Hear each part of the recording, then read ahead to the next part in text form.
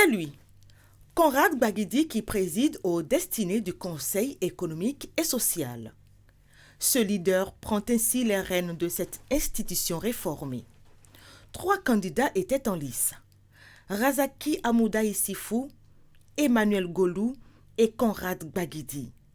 C'est finalement en ce dernier que ses collègues ont placé leur confiance. L'élection s'est déroulée au cours de la session plénière comme prévu par les tests.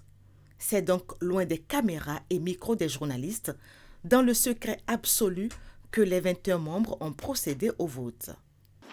Nous avons une mission claire, un défi collectif. Le 24 février 2025, lors de l'installation de notre mandature, le chef de l'État nous a adressé un message limpide. J'emprunte quelques-uns de ces mots.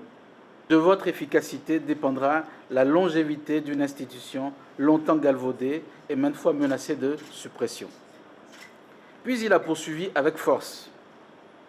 Si la réforme politique de la rupture n'a pas eu raison du CES, alors c'est au CES, tel qu'il est composé aujourd'hui, d'avoir raison des intentions de sa suppression.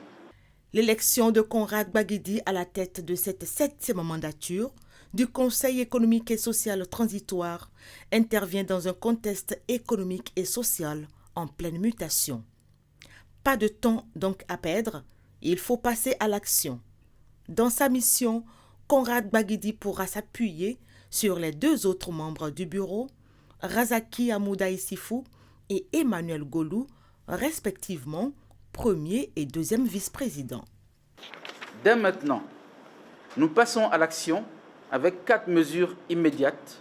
Nous installerons les conseils départementaux, car une présence locale existe désormais par notre loi pour traduire concrètement les réformes et partager les voix des territoires. Pas donc de répit, c'est un nouveau vent qui souffle pour cette institution qui s'inscrit dans un élan de mise en œuvre efficace des politiques économiques et sociales du gouvernement.